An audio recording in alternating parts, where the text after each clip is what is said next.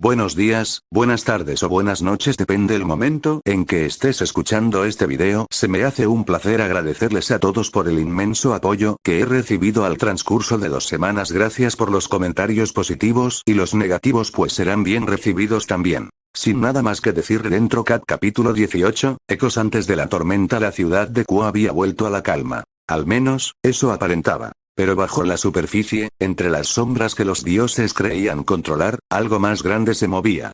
Desde la última aparición de los guerreros dorados, el equilibrio entre las facciones se había fracturado. Las viejas alianzas ahora estaban marcadas por el miedo. Rías lo sentía. Michael lo sabía. Azazel lo temía. En el club, la atmósfera era distinta. Issei permanecía en silencio más de lo habitual. Ya no hacía bromas, ni reaccionaba con torpeza. Su mirada, antes ingenua, ahora era fija, observadora. Como si analizara a todos.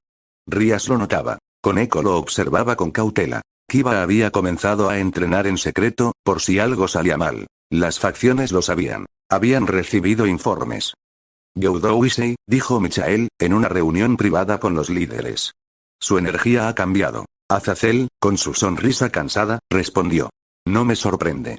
Cualquiera que se cruce con esos seres cambia, si logra sobrevivir. Rías lo interrumpió. No lo entiendo.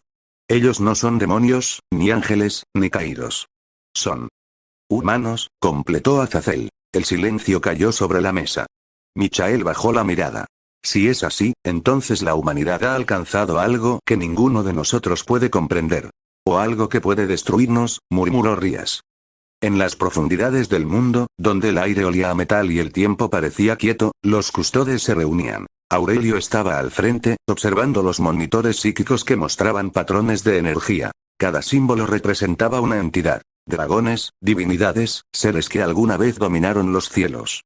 Lucian se mantenía inmóvil, su casco reflejando los datos. Baran hablaba con voz grave. Ambos dracónicos han sido localizados. Su poder podría sostener un ejército entero. No lo queremos para sostener, respondió Aurelio. Lo queremos para elevar. La sala se iluminó con un resplandor dorado. Proyecciones de combate, esquemas de despliegue, rutas de extracción psíquica.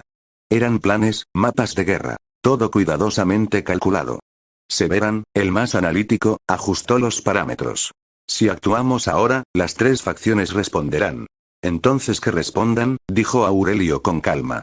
La humanidad no pide permiso. Lucian asintió, cruzando los brazos. Las entidades dracónicas no podrán ser vencidas solo con fuerza. Necesitaremos control mental, contención dimensional, y la voluntad del emperador.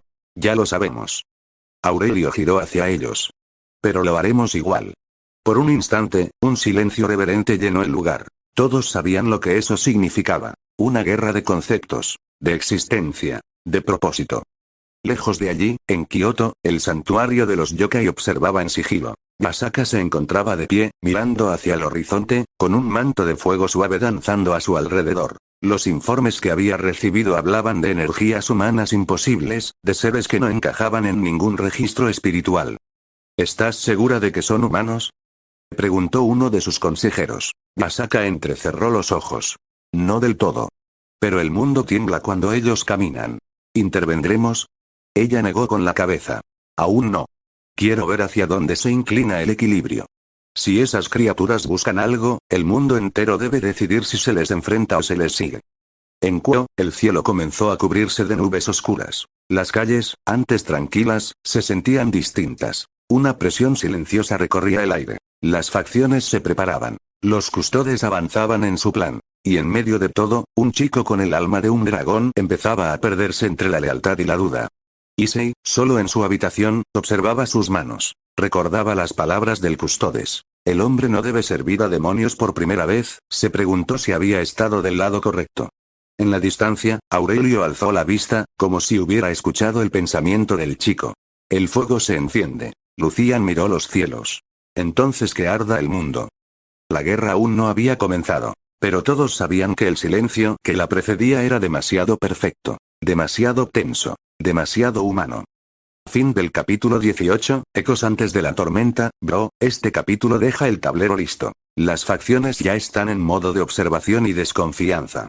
Los custodes preparan sus planes estratégicos con frialdad militar. Y los yokai se mantienen como observadores atentos, esperando el primer movimiento. Dominus Custodes capítulo de XD19, la forja en la sombra. El aire en la cámara subterránea era espeso como metal calentado. No había ventanas. Solo holocartas flotando, proyecciones que trazaban líneas de energía y mapas del alma de aquellos que, sin saberlo, llevaban en su interior la fuerza de bestias primordiales. 4 figuras doradas se movían con la calma de quienes saben que el tiempo pertenece a su voluntad. Aurelio permanecía en el centro, las manos sobre la mesa luminosa. A su lado Lucian, Varan y Severan estudiaban cada pulso, cada curva del poder dracónico. Nosotros no buscamos destronar a la creación, dijo Aurelio con voz grave. Buscamos elevar lo que permanece humano. Las imágenes cambiaron al instante. Los patrones de Draiga, de Albion, las lecturas tenues de Opis y la huella inmensa del Gran Rojo. Era un rompecabezas de escalas distintas. Lo que albergaba un corazón humano y lo que residía en planos que no conocen nombre. Lucian trazó una línea con el dedo. Los portadores son la clave. El dragón es fuerza. El humano, foco. Controlamos el foco, modulamos la fuerza. Severan cumplió con la precisión de su nombre. Proyectó la matriz de contención que venían estudiando, no una prisión, sino un puente. Una red psíquica que podría sincronizar, sin romper, las corrientes dracónicas con una voluntad dirigida. No es confinamiento mutilante, dijo Severan. Es alineamiento. Si el enlace es correcto, la bestia no será esclava. Será instrumento con sentido. Varan observó en silencio, sujetando el asta de su arma. ¿Y los dragones que no están contenidos en humanos? Preguntó. Esas entidades que viven entre planos no responden igual a matriz alguna. Aurelio no apartó la mirada de las proyecciones. Será distinto. Para ellos tendremos que combinar contención y ofrenda. Una vía que los haga mirar hacia la voluntad humana no como invasora, sino como propósito. Eso se forja en la convicción, o en la derrota. La discusión fue larga, medida, sin impulsos. Hablaron de ritmos. Cuándo provocar, cuándo esperar. De riesgos. La reacción de los dragones mayores si perciben intento de canalización. De tiempos. La ventana donde la humanidad podría aceptar ser portadora de un nuevo orden sin romper. Planearon pasos que no parecían violentos en papel, pero que sabían que ponían el mundo en jaque. Manipular la percepción, dirigir la lealtad del portador, asegurar que la energía no se corrompiera en un estallido. Los yokai miran desde los márgenes, observó Lucian. No son humanos. No encajan en lo que pretendemos, pero tampoco son enemigos automáticos. Severan proyectó entonces lecturas de la red espiritual del bosque. Figuras que se mantenían neutrales, huyendo de alineamientos absolutos, observando. Neutralidad no es aceptación, murmuró Aurelio. Si el imperio exige humanidad pura, los yokai son una incógnita. Útiles como aliados si se hacen humanos a voluntad o destructivos si se oponen. La conversación sobre los yokai no fue simplista. Hablaron de estrategias. Convencer, integrar, marginar. Algunos instrumentos serían pacíficos, puentes culturales, rituales que transformen la lealtad. Otros, si se mostraban inmutables, podrían ser tratados como elementos a aislar, no por odio sino por doctrina. En el proyecto que planeaban no había lugar para lo que no pudiera responder a la ley de la especie humana.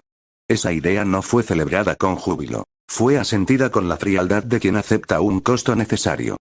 Fuera, en la ciudad que aún creía haber recuperado su ritmo, las conversaciones eran distintas. Menos cálculos, más intuición. Rías y su séquito caminaban por las calles que habían visto fuego y calma en las últimas horas. Akeno llevaba una mano sobre una taza de té, Koneko observaba sin hacer ruido y Kiba tensaba los músculos como si quisiera estar listo siempre. Issei iba a su lado, pero ya no del todo. No hablaba mucho. Su andar era firme, los ojos encendidos por un pensamiento ajeno a la broma juvenil. Rías lo siguió con la mirada. Había en él un desplazamiento sutil que no encajaba con lo que había sido. No era solamente el recuerdo de la guerra. Era una disposición nueva, fría, como un filo que se alinea. Gyoudo-kun, dijo Rías con calma, ¿estás bien? No era una pregunta de mando. Era una comprobación en voz baja. Issei dudó antes de responder. Las palabras del encuentro con aquel guerrero dorado seguían ferociamente claras en su cabeza y, en la mezcla, había una semilla de duda. Creo que, estoy cambiando, Buchou. No sé cuánto de eso es mío. Rías no reaccionó con alarma, solo con atención. Seres de más alto rango registraban ahora lecturas sobre Issei. Pequeñas alteraciones en la manera en que su energía interactuaba con el mundo. Mensajeros llegaron durante el día con notas de las otras casas. La calma es tensa, decían. Algunos creen que hay más en la ciudad que lo que ven. En otra dirección, entre antiguos templos, los ojos invisibles de los observadores yokai se posaron sobre la figura del muchacho. No nombraron lo que veían en términos de imperio o custodes. Lo describieron como un flanco inestable, digno de vigilancia.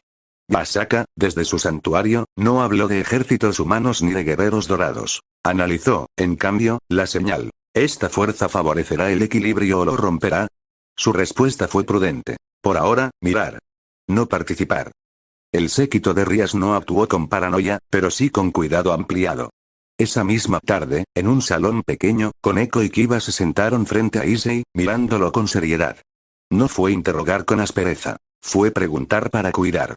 «Has estado distante», dijo Koneko, simple. Issei planteó una sonrisa con la que intentó cubrir el peso que no quería decir. «Solo pienso más. Sobre por qué hacemos lo que hacemos». Kiba se apoyó en la mesa. «Entonces dilo. ¿Qué te preocupa?» Issei cerró los ojos un segundo. Habló de la voz que oyó, de la figura que lo observó. Habló de la extraña certeza de que la humanidad podría erguirse, de que el mundo no debía permanecer bajo la tutela de nadie. Sus palabras no fueron una amenaza. Fueron confesiones en voz baja. Koneko no juzgó. Rías escuchó desde la puerta con la mirada afilada. «Hay algo en ese chico», murmuró Rías para sí. «Lo vigilaré. Pero no lo alejaré de quienes le importan». En aquellas mismas horas, los custodes avanzaban discretamente en su plan técnico. Severan supervisó ensamblaje de materiales que no parecían tecnología del mundo. Engranajes que vibraban con frecuencia psíquica, circuitos hechas de seda mental, nodos de contención que podrían empalmar con la matriz de un cuerpo humano sin quebrarlo.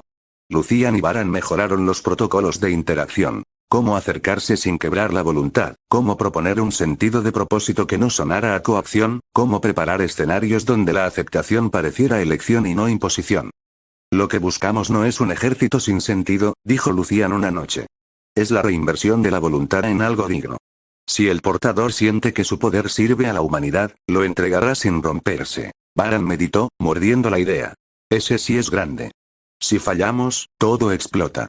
Aurelio no respondió con palabras fáciles. Su mirada, tras el yelmo, era la de quien comprende las matemáticas del riesgo. Prepararon pruebas, caminos de ensayo, selectas conexiones breves con portadores menores, teoría aplicada para medir rechazo, simulaciones que arrojaban probabilidades y costos. Los custodes movieron piezas sin ruido, preparando la escena de un teatro mundial donde el cierre debía ser la inclinación de las voluntades, no su extirpación. La noche llegó como un manto pesado. Los yokai mantuvieron su distancia y sus ojos de fuego, siempre en guardia, siempre sin tomar partido. Masaka mandó emisarios que solo reportaron observación. Issei es variable, la matriz del mundo palpita, los dragones son nodos de potencial insoportable. Nada más.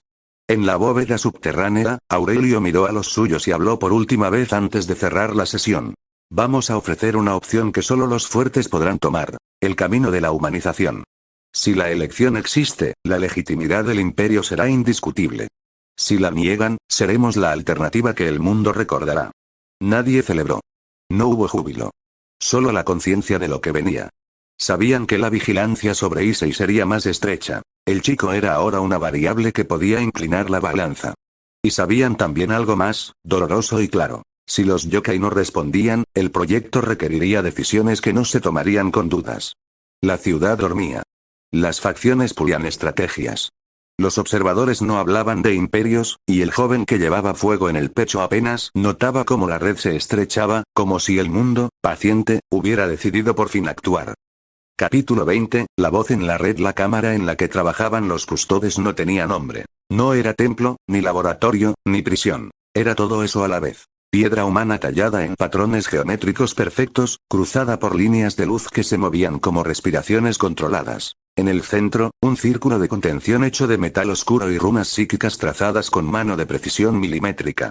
Aurelio permanecía de pie ante la matriz. Su yelmo reflejaba la proyección de energías que danzaban alrededor. A un costado, Lucian ajustaba los nodos de sincronía. Severan, con gesto de absoluta calma, sostenía un fragmento de cristal de alma calibrado para resonar con voluntades no humanas. Baran vigilaba desde la entrada. La lanza guardiana en su mano, erguida, símbolo de la pureza y del deber.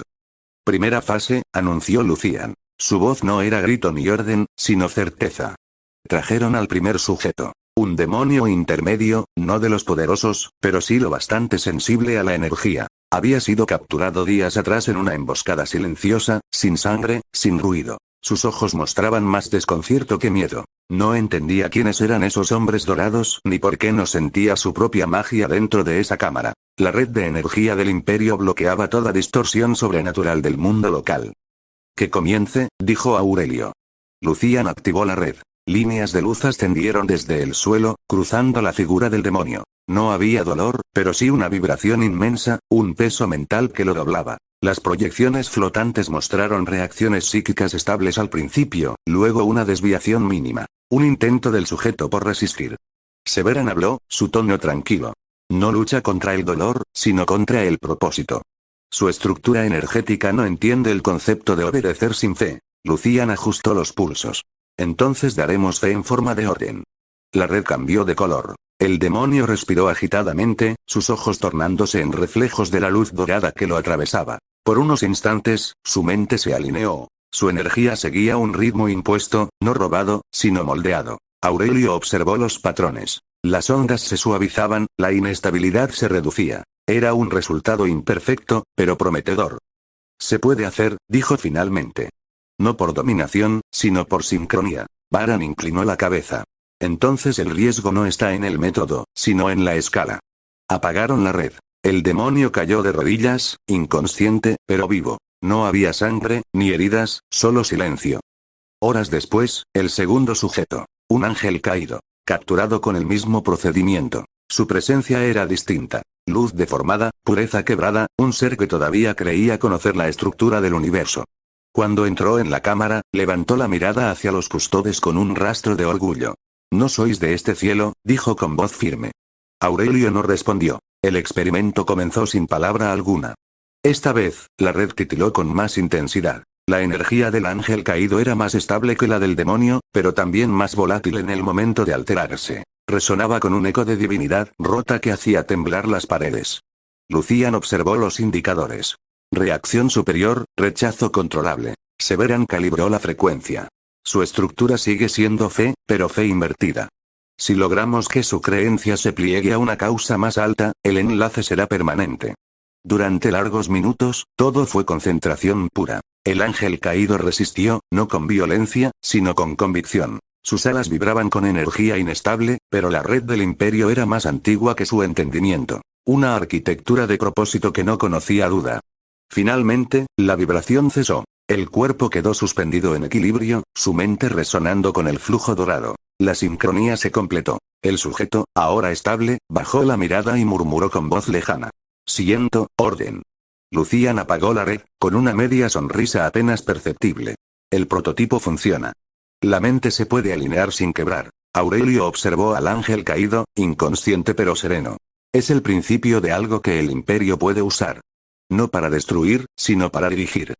Mientras tanto, en la superficie, el mundo sobrenatural se movía con inquietud. Rumores extraños llegaban a las facciones. Demonios y ángeles menores desapareciendo, señales psíquicas detectadas y luego borradas. Nadie sabía el origen. Pero Rías y su grupo empezaban a notar un patrón.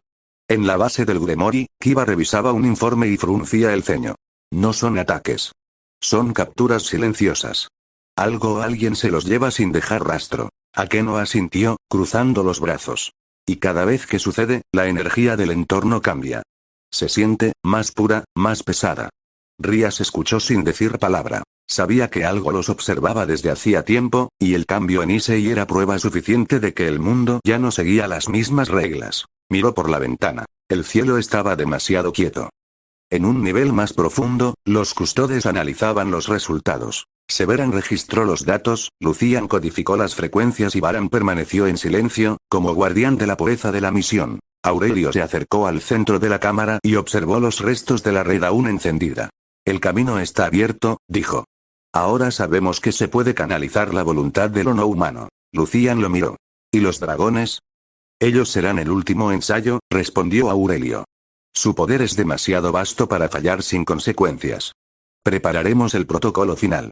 El resplandor dorado bañó la sala. Las sombras se curvaron alrededor de los custodes como si incluso la oscuridad temiera escucharlos. La misión seguía, invisible, precisa, silenciosa. Domar el infinito en nombre del hombre. Capítulo 21, Ecos del Orden Dorado. El amanecer sobre Kuo era gris, opaco, casi metálico. El aire no traía viento, solo un silencio que parecía pensarse a sí mismo. En la cámara de mando improvisada bajo tierra, los 4 custodes permanecían reunidos alrededor de un proyector holo imperial. Figuras doradas rodeadas por diagramas psíquicos, mapas dimensionales y lecturas del flujo energético local. Aurelio tomó la palabra. El mundo se equilibra en un falso orden. Las criaturas que aquí gobiernan creen comprender la estabilidad, pero su estructura espiritual es caótica. Severan asintió. Y ese caos es lo que el imperio puede moldear, si entendemos cómo canalizarlo. Lucian, con su yelmo inclinado hacia el proyector, observaba una silueta roja en la proyección. El Gran Rojo. El dragón mayor no es una simple entidad de poder. Es un punto de convergencia, una masa viva de voluntad sin dirección. Baran cruzó los brazos, firme. Entonces se requiere propósito. Y propósito solo puede venir del emperador. Hubo un instante de silencio reverencial. Luego, Aurelio habló con calma. Nos dividiremos. Severan y yo continuaremos las pruebas.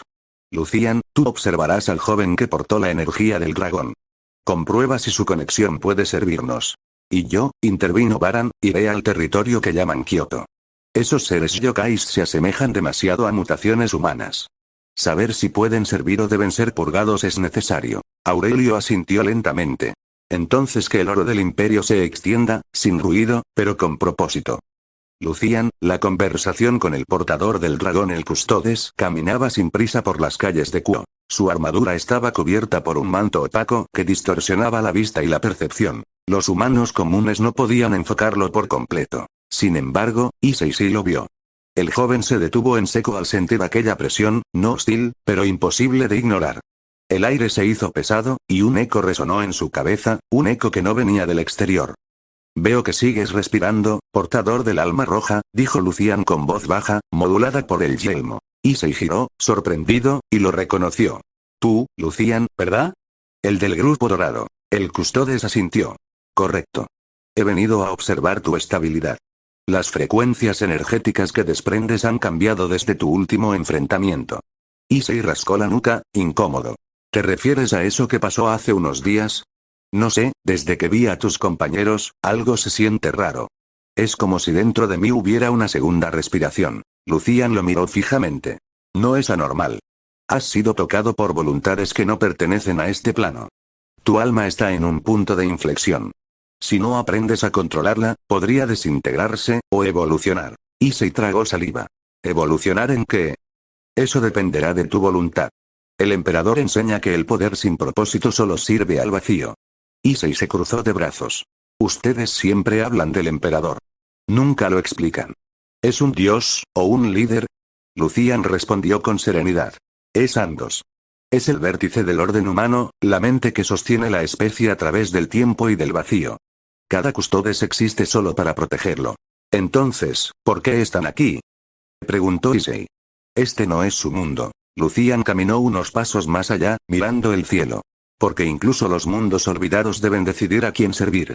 Y este planeta, con su energía disforme, podría convertirse en un enclave del imperio, o en un riesgo para toda la humanidad. Hubo un silencio tenso, pero no hostil. Lucian giró nuevamente hacia él. He visto tu espíritu, Issei Oudou. No temes la muerte, pero sí temes la insignificancia. Esa es una cualidad útil. Issei bajó la mirada, confundido. ¿Y eso qué significa? Significa, respondió Lucian, que podrías servir a algo más grande que tus propias emociones.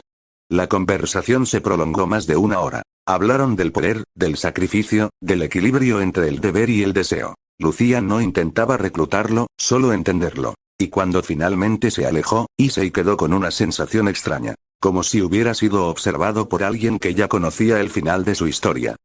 Lucian, luego de separarse del joven, se dirigió hacia el sector humano de Kuo. Su interés ya no era Issei, sino la humanidad local. Entró en instituciones, observó calles, mercados, templos. No vio corrupción espiritual ni rastros de disformidad. Tomó muestras de energía ambiental y las analizó con su lector psíquico. Nada de inestabilidad. Solo una armonía peculiar, natural, ajena a la corrupción del caos.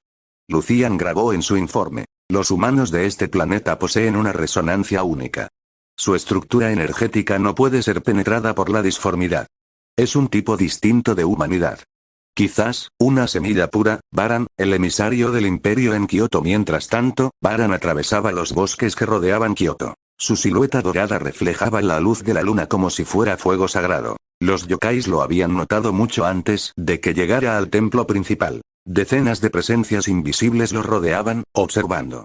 En el centro, una figura femenina apareció, con elegancia y calma. Masaka, la kitsune gobernante. Sus ojos, de un ámbar profundo, no mostraban miedo. Forastero dorado, ¿qué eres? Baran se detuvo a pocos metros, apoyando su lanza en el suelo. Soy Baran, custodes del emperador del hombre.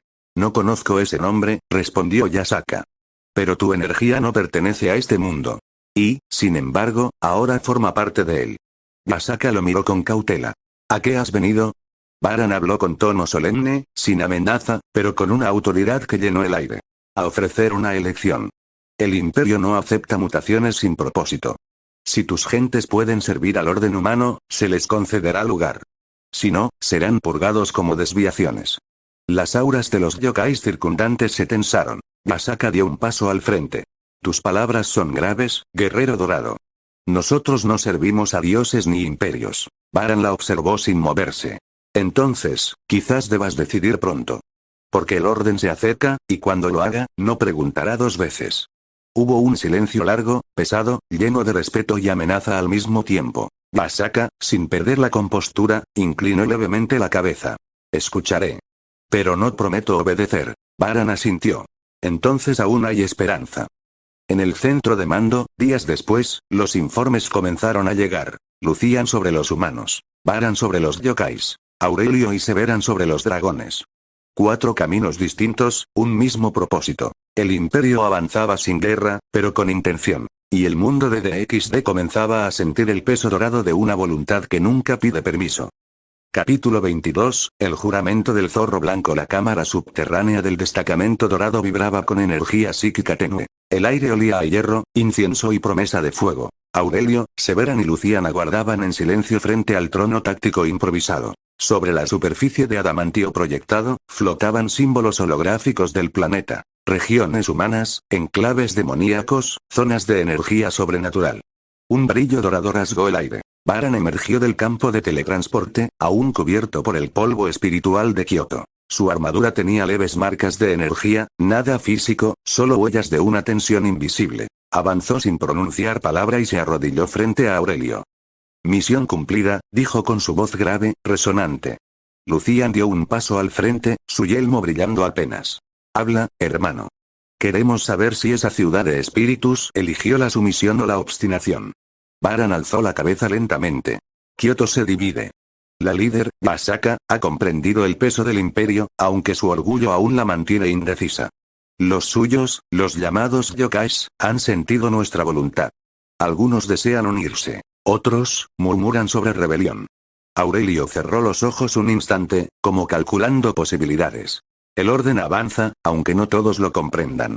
¿Tuviste que usar fuerza? Baran inclinó levemente la cabeza. Solo la necesaria para que recordaran su lugar. Los más impulsivos intentaron probar mi temple. No llegaron a tocar mi armadura. Dejé claro que el imperio no negocia desde la debilidad. Severan habló, con su tono curtido y frío. ¿Y la líder? ¿Esa mujer de energía espiritual? Masaka, respondió Baran. Es sabia, y teme por su hija. No lo dice, pero su decisión será por supervivencia, no por fe. Si vuelve a negarse, exterminaré la cúpula y dejaré a los que deseen someterse como administradores locales. El silencio pesó en la cámara. Lucian caminó hasta el centro, observando los mapas. Entonces Kioto ya es un punto bajo la influencia imperial. Aurelio asintió, su voz un eco solemne. Un comienzo. Pero debemos mantener el manto de la sombra. Este mundo aún no entiende quién lo observa. Si intervenimos abiertamente, las 3 facciones podrían unirse contra nosotros antes de que el imperio extienda sus raíces. Baran se irguió. No buscan guerra, Aurelio. Buscan sentido. Este mundo está fragmentado por su propio desorden.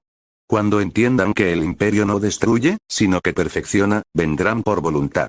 Lucian cruzó los brazos. ¿Y si no lo hacen? Baran lo miró a través del yelmo. Entonces serán ceniza bajo el oro. Horas después, los 4 custodes se dispersaron por la base, cada uno revisando sus informes. En el centro de mando, el registro de Baran fue transcrito en los códices de datos imperiales. Su relato detallaba lo sucedido con precisión quirúrgica. Kyoto, centro espiritual de los yokais. La líder, Asaka, muestra inteligencia y contención. Ha comprendido la naturaleza superior del imperio. Los suyos no. La mayoría ignora el significado de pureza humana, creen que el poder espiritual los iguala. He dejado claro que no las muestras energéticas recolectadas muestran patrones anómalos. No son demoníacos ni angelicales, sino una manifestación natural del flujo vital. Su biología y energía parecen estables. Sin embargo, su alma carece del orden genético humano. Recomendación: permitirles servir bajo supervisión. Clasificación propuesta. Abumanus. Aurelio leyó el informe en silencio. Abumanus, repitió, pensativo. Hace siglos que no escuchaba esa designación fuera de guerra. Severan asintió.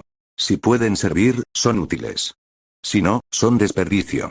El emperador no requiere belleza, solo eficiencia. Lucian apartó su vista de los reportes. Los yokais no serán los únicos observados. He visto humanidad en su forma más pura en este planeta. Y también peligro. Aurelio alzó la vista. ¿A qué te refieres? Lucian caminó hasta la consola de análisis. Los humanos de este mundo no portan rastros de disformidad. Ninguna huella del caos, ninguna corrupción espiritual. Su energía es armónica. Baran lo miró, interesado. ¿Estás diciendo que son inmunes a la disformidad? Lucian asintió lentamente. O algo más. Tal vez, son una variante pura. Una humanidad que evolucionó fuera del contacto con el vacío. Si el emperador viera esto, podría considerarlo un recurso incalculable. Aurelio cerró los informes y se puso de pie. Entonces tenemos 3 líneas de acción. Los dragones, los yokais, y esta humanidad pura. Severan sonrió apenas bajó el yelmo. Y 3 posibles herramientas para el imperio. Lucian giró hacia ellos, con tono grave. No herramientas, hermanos. Fundamentos. Este mundo puede ser más que una conquista. Puede ser la restauración de lo que alguna vez fuimos. Baran lo observó en silencio. Luego, como siempre, fue Aurelio quien cerró la reunión. Entonces el siguiente movimiento será claro. Severan y yo continuaremos el análisis dracónico. Lucian, mantente cerca del joven portador. Baran, observa Kyoto. Si los yokais muestran duda, ejecuta el decreto imperial. Todos inclinaron la cabeza al unísono. El aire se llenó del eco antiguo de juramento. Por el emperador eterno, el oro no se marchita. El orden prevalece y mientras las 3 facciones de ese mundo seguían sus días, sin sospechar lo que se gestaba bajo sus pies, el imperio ya había clavado su estandarte invisible en la tierra de DXD. Capítulo 23, el temblor del infinito. En los límites donde la realidad se deshace y el vacío canta su eco perpetuo, flotaba una extensión sin tiempo. El vórtice dimensional. Ahí, entre grietas que no obedecían a la física ni al alma, Otis, la serpiente infinita, se mantenía inmóvil. Su presencia no proyectaba calor, ni luz, ni sombra. Solo un silencio que ahogaba el universo. A su alrededor, la estructura misma del espacio se ondulaba. Las estrellas cercanas parpadeaban con un ritmo antinatural, como si el cosmos contuviera la respiración ante su sola existencia. Pero esta vez, Otis no estaba sola. Un rugido quebró el vacío. De entre los fragmentos de tiempo y energía emergió un coloso carmesí. Gran rojo, el dragón del sueño dimensional. Su cuerpo era tan vasto que cada movimiento hacía vibrar los planos entre realidades. Las 2 entidades, las más antiguas del equilibrio, se observaron sin palabras durante minutos que parecían eternidades. Al fin, Otis habló, su voz plana, sin emoción. Los sentí. Gran rojo alzó la cabeza, sus ojos como soles detenidos. También yo. No son de este plano, ni de ningún otro que haya conocido. Otis giró lentamente, dejando que los ecos de energía la rodearan. Su esencia es fría, perfecta. No proviene de dioses ni del caos. No hay poder divino, ni corrupción, ni deseo. Solo, propósito. Gran rojo rugió suavemente, una vibración que hizo colapsar una franja de materia cercana. Propósito que hiere. Cuando ese ser me miró, el espacio retrocedió. Un silencio tenso siguió a esas palabras. Otis recordaba aquella mirada. La de Aurelio, cuando su presencia rozó el velo del infinito. No fue ataque, solo observación. Pero aquella mirada había dejado una grieta diminuta en su energía, una sensación que jamás había conocido. Fragilidad. «Pueden herirnos», dijo Otis, sin titubear. «Sí», respondió Gran Rojo. «Uno de ellos. Uno solo». Y apenas se movió.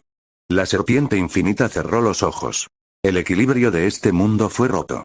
Demonios, ángeles, humanos, yokais, todos temen, pero no entienden. Gran Rojo la observó con su inmensa mirada reptiliana. ¿Qué propones, Otis? ¿Unirnos? Ella giró lentamente. No. Esperar. Observar. No sabemos si destruyen o conquistan. Pero si actúan, el vacío se agitará. Un trueno de energía cruzó el plano cuando Gran Rojo agitó sus alas.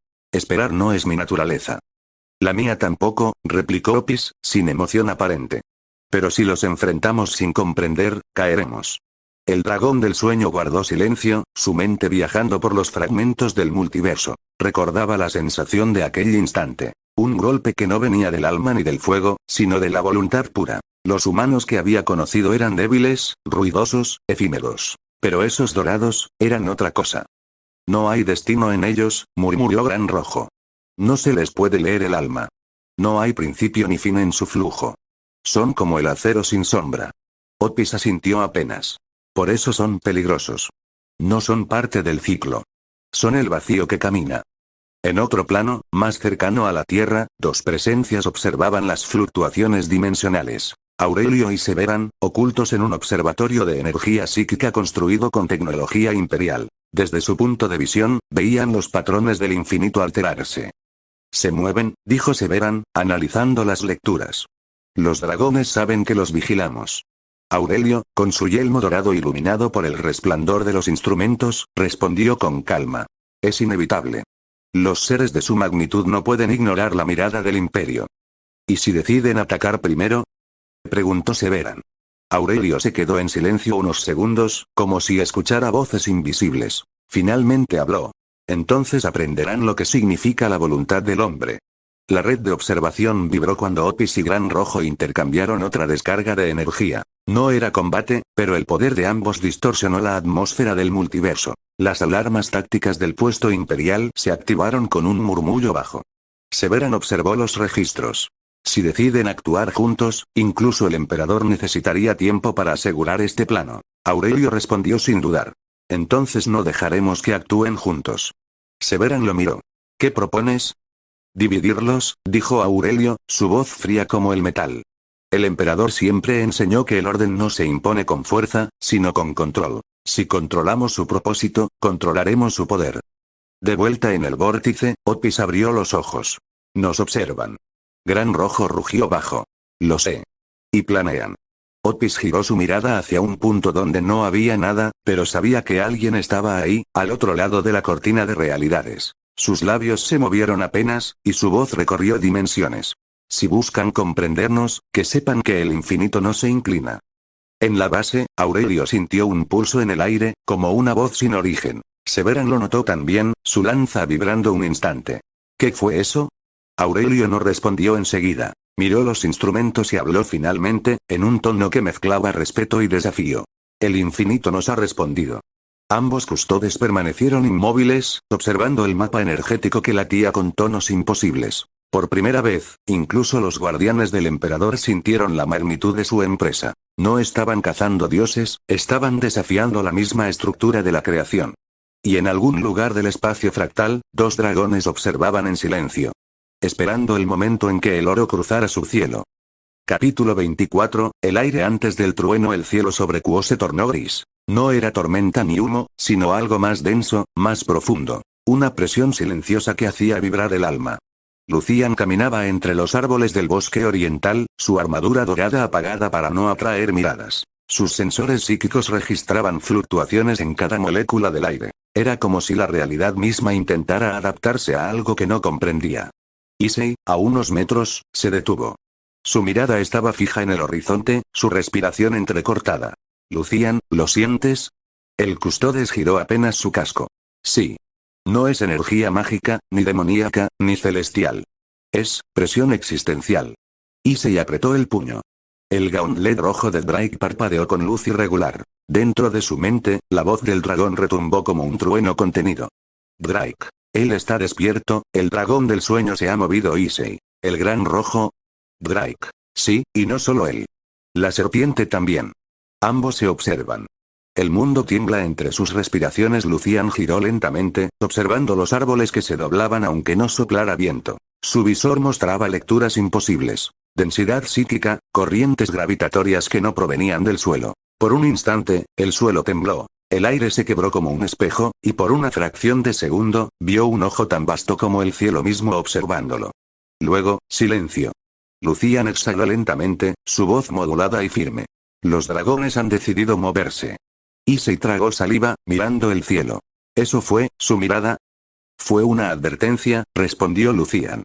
A nosotros, a los tuyos, y a todos los que respiran en este mundo.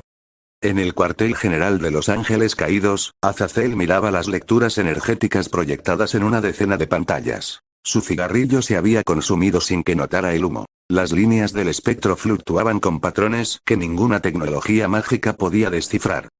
¿Qué demonios? Susurró. Es como si el espacio mismo tuviera miedo. A su lado, Shemaza entrecerró los ojos. No es miedo, Azazel. Es presión. Algo más allá de las jerarquías. Azazel encendió otro cigarrillo con el pulso tembloroso. Primero esos custodes, luego el emperador que nadie ha visto, y ahora, esto. Tal vez, respondió Shemaza, no debimos jugar con los equilibrios. En el infierno, Sircex Lucifer se hallaba de pie frente al lago carmesí. El agua reflejaba su rostro distorsionado, mientras olas de energía roja surgían sin viento alguno. A su lado, Graifia observaba los medidores de energía mágica fractal. El plano tiembla, mi señor. Sircex no respondió. Sus ojos carmesí reflejaban el cielo negro del inframundo, ahora cubierto por grietas de luz. ¿Puedo sentirlos? Susurró. Dos fuerzas tan viejas que el tiempo se inclina ante ellas. Y una tercera que no pertenece aquí. Graifia levantó la vista. ¿Los custodes? Sí, dijo Sircex con voz grave. Ellos son el acero del silencio. Pero lo que los dragones despiertan, es algo más. En los cielos, los ángeles también sintieron la onda. Las trompetas de varios coros sonaron sin orden ni comando, y la catedral del amanecer se estremeció. Miguel, con las alas abiertas, miró hacia el horizonte etéreo. Su espada de fuego resonó con un brillo ajeno. Esto, no es divino. El ángel a su lado, Uriel, inclinó la cabeza. ¿Qué haremos? Miguel cerró los ojos. Esperar. Porque por primera vez, siento algo que ni Dios explicó. Mientras tanto, en la base de observación imperial, Severan y Aurelio analizaban los datos. Los medidores se distorsionaban más allá de la escala prevista. Las ondas de energía habían cruzado las líneas de lo real y lo psíquico. Esto no es un simple despliegue de poder, dijo Severan. Es comunicación. Aurelio asintió, observando el monitor donde las fluctuaciones tomaban forma de patrones casi lingüísticos. Los dragones están advirtiendo al imperio. ¿Y el emperador? Preguntó Severan. Aurelio lo miró sin responder. Luego habló con solemnidad. El emperador no necesita advertencias. Solo observa. De vuelta en la tierra, Lucian e Issei avanzaban por el bosque. El aire seguía cargado, denso, como si cada partícula del mundo vibrara con vida propia. El gauntlet de Drake brillaba de manera irregular, y en la distancia, el sonido del viento parecía un rugido lejano. Lucian detuvo el paso. Issei. ¿Sí? Recuerda esto. Si los dragones del infinito deciden actuar, no hay refugio en ningún cielo. Pero mientras un humano respire, el imperio se mantendrá en pie. Issei lo miró, sorprendido. Lucian siguió caminando, el suelo temblando a cada paso. El custodes no lo notó, pero detrás de ellos, los árboles comenzaron a doblarse, hacia él, no por viento, sino por obediencia. Y en el cielo, entre las nubes oscuras, una sombra inmensa se movió brevemente, como si el universo mismo observara al hombre dorado con una mezcla de respeto y temor. Capítulo 25, Marcha de oro y escamas eternas. El aire en la base imperial se sentía más denso que nunca. Aurelio observaba en silencio la estructura que flotaba en el centro de la cámara. Una esfera metálica recubierta de grabados dorados, girando lentamente entre campos de energía psíquica y flujos de realidad pura. El zumbido era profundo, casi un canto. El motor de contención está estabilizado, anunció Aurelio, sin apartar la mirada. Su frecuencia está ajustada al pulso de la disformidad, pero invertida. Rechazará cualquier esencia no humana. Severan cruzó los brazos, observando las corrientes de energía que emanaban del núcleo. Perfecto. Una prisión digna para dioses que olvidaron su lugar. Lucian permanecía cerca, su yelmo apoyado sobre la mesa de control. Su rostro mostraba una calma que ocultaba algo más profundo. Expectativa. Él había sentido la mirada de los dragones. Sabía que no enfrentaban simples bestias, sino conceptos vivos. La puerta principal se abrió con un estruendo sordo. El aire se estremeció. Varan avanzó, su armadura marcada por trazos de energía espiritual, prueba de su encuentro con los yokai. Informe completo, ordenó Severan. Varan se detuvo frente al resto. Su voz resonó metálica, sin emoción. Los yokai han sido observados. Yasaka no muestra hostilidad inmediata, pero tampoco rendición. Han aceptado mantenerse aislados mientras dure el conflicto. ¿Y su respuesta ante el ofrecimiento imperial? Preguntó Aurelio. Neutralidad. Temor disfrazado de diplomacia. Varan giró su mirada hacia el generador. Pero han oído hablar del imperio, y eso basta. Severan asintió lentamente. Entonces el escenario está listo. Lucian dio un paso al frente. Los dragones se mueven. Las lecturas energéticas aumentan por hora. Drai y Albion ya reaccionan al pulso del infinito. Otis se aproxima al plano físico, y el gran rojo se materializa sobre el eje dimensional. En otras palabras, añadió Aurelio, el campo de batalla está elegido.